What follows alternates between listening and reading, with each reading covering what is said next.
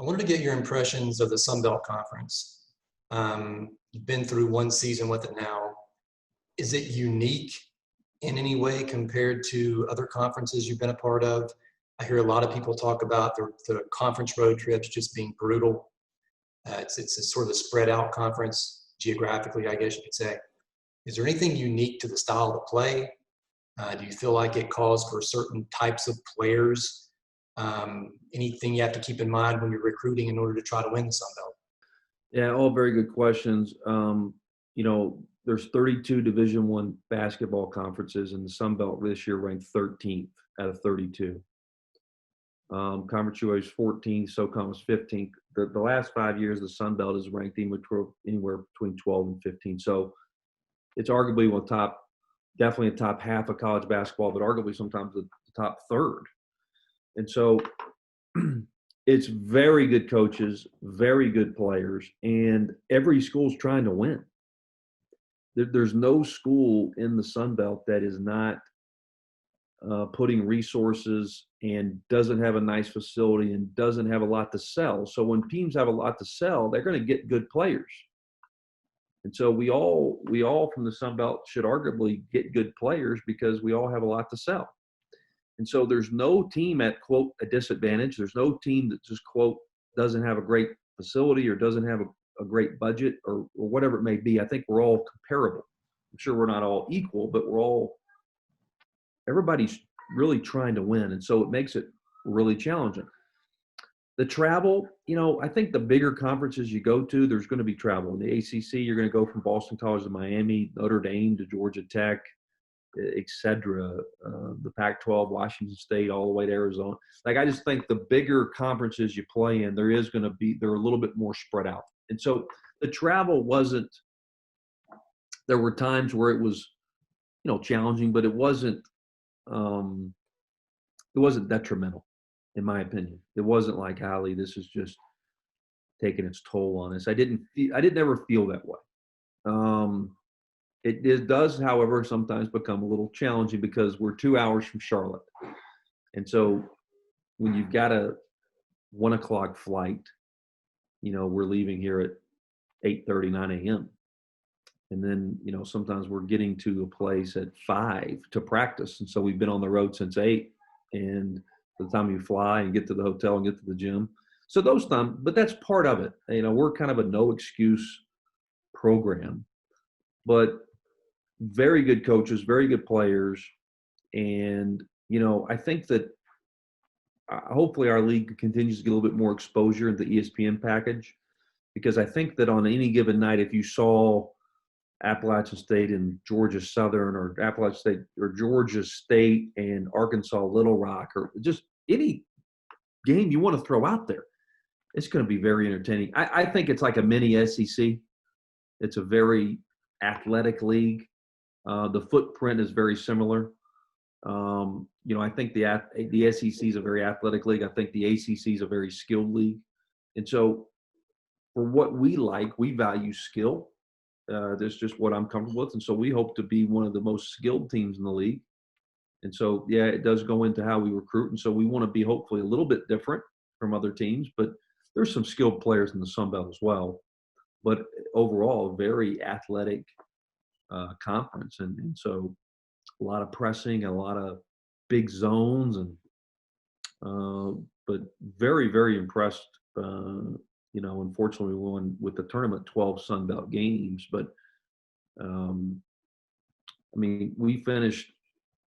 we still finished 3 games out of first place and finished in 6th, I think. And so I think the winner had 14 wins, 15, so 4 games out of first. I don't know the exact, but it's not a big margin for error, So I hope that answered your question. Absolutely. You mentioned the football program a few minutes ago, talking about wanting to take the basketball program to the same level of success. Appalachian, obviously, for good reasons, been thought of as a football school for a while now. The Power 5 wins, national rankings, bowl victories, all that stuff. Does that help you in the basketball program? Can you use that as a motivational factor to maybe tell your players, look, what they've done in football, we can totally do in basketball? Absolutely. Absolutely. We use it in recruiting too. You know, we talked to a lot of recruits about our football program, and a lot of recruits know us because of that. That's okay. I'm fine with it. I love Right. football. I love football. You're going to see no bigger fan.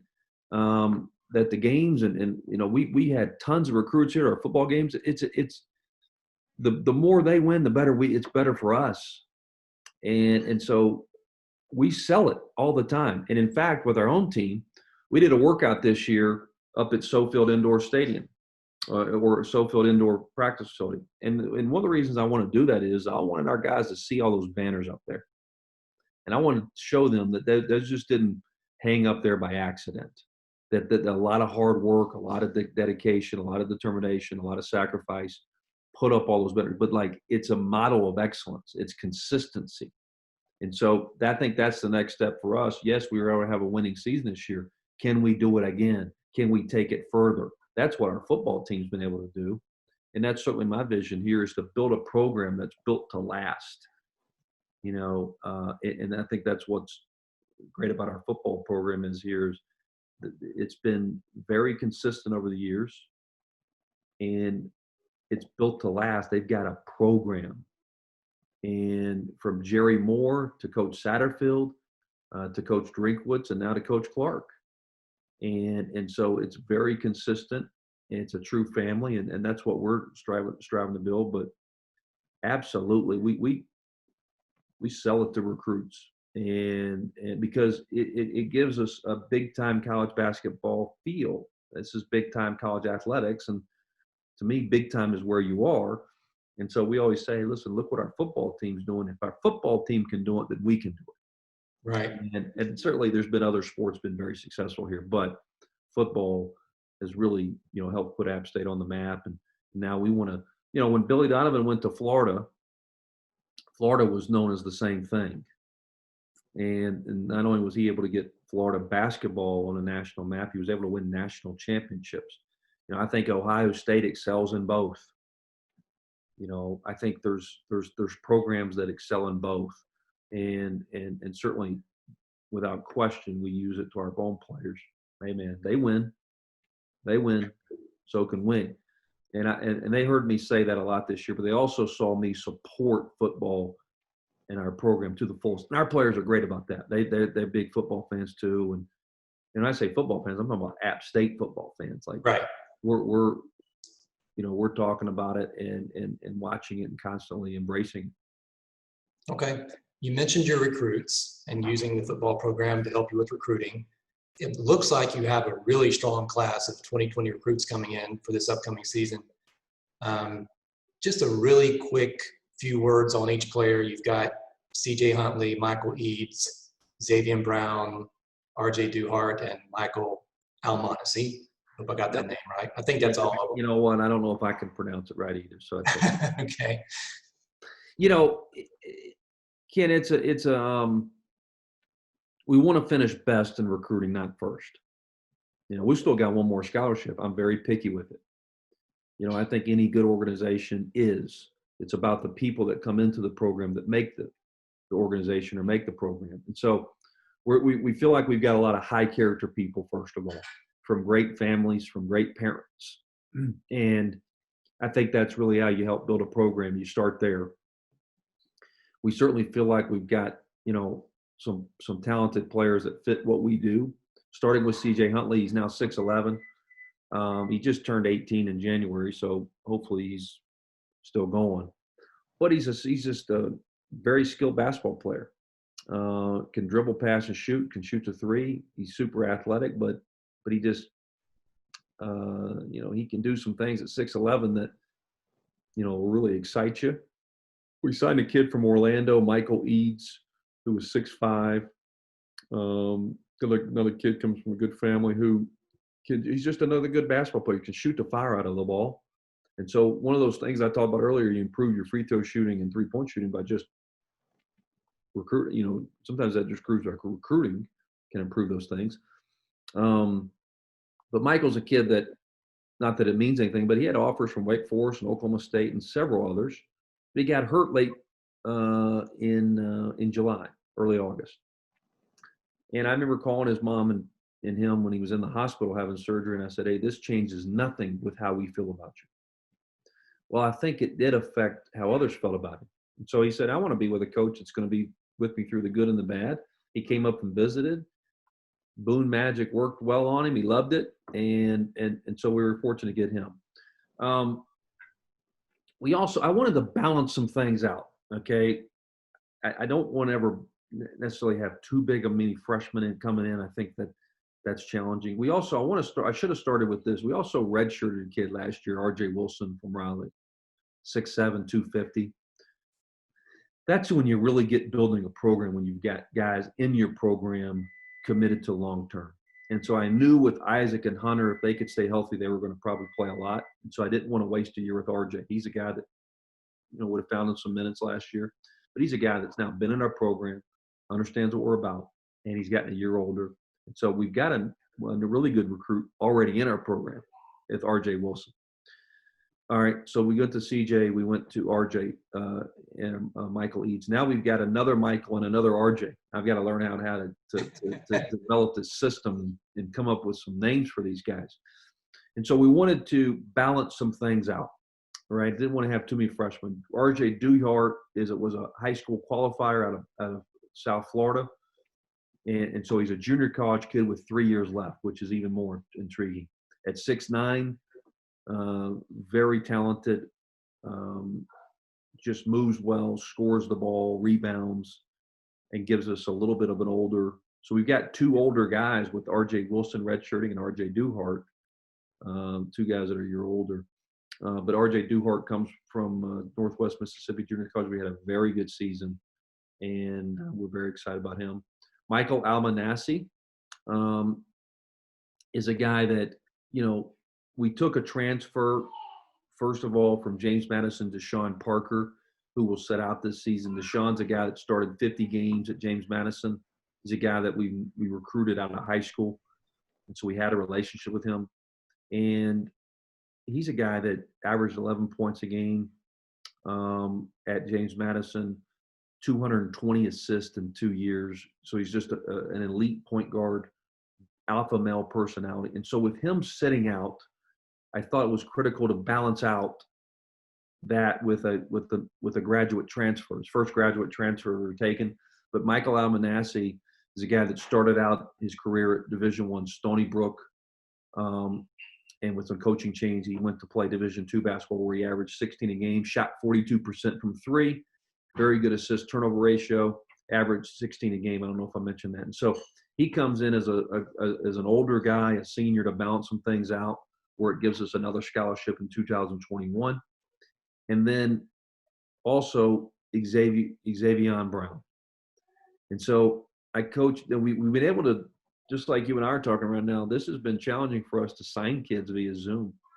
Xavier's a kid that I think with the pandemic, without the pandemic, I don't know if we get him.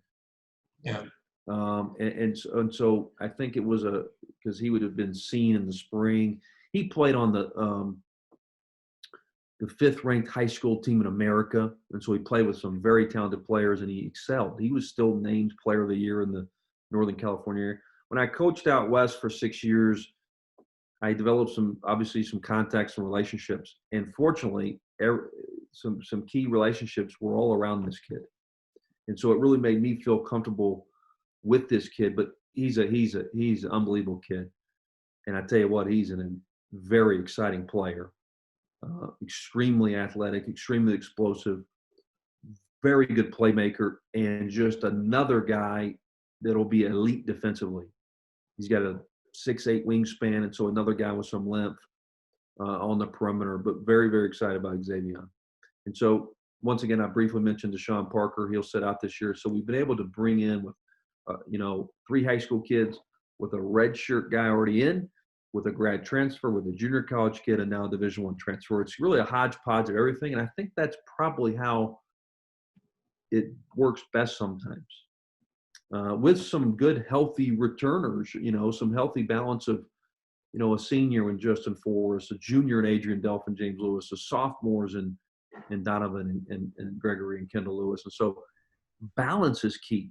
roster management and balance is key. And so I feel like we were able to do that. And we still got one more spot. And so I'm very picky with that. And who knows, we might have another announcement here soon. Great, great. I wanted to finish up, Coach, with just your thoughts on going into next season. This is an impossible question to answer, but all the fans are just dying to know right now, are we going to start basketball season on time because of the pandemic? And of course, everybody's concerned about football season. No one can answer the question at this point, but it'd be great just to have some final thoughts from you to the fans about how you feel and how you're hoping things work out. I'm confident, right? I'm optimistic. I'm confident that we will play football and basketball and get back to, quote, normal here pretty soon. But I'll say this is what I've just, I've told the players of our parents and recruits. I can't even get a haircut right now, so I don't have the answers to, this is way over my head. I think that, as I've told them, we're it starts at the very top with the governor of North Carolina making some decisions. Fortunately, we're moving into phase 2. I think that's a positive step. Right. And then it really goes to our chancellor and then athletic director, who at App State, we've got a great leadership team in Chancellor Everett and Doug Gillen. And so I got full trust in them that they will make the best decision for our students and student athletes. But I'm confident. I'm very optimistic and confident we will be playing football and we will be playing basketball in all sports. And because I think that we're moving in that direction. But certainly way over my head when it really gets down to it. Right. Well, listen, Coach, I appreciate your time. I'll let you get back to your busy schedule and fill that last spot for next year. Hope to speak with you again before the season starts. I hope you have a great summer, and we'll look forward to 18-plus wins next year. Kent, thanks so much. Appreciate all you do and all your support. And as always, go Mountaineers and take the stairs. Absolutely. Thanks, Coach. Thanks, Kent.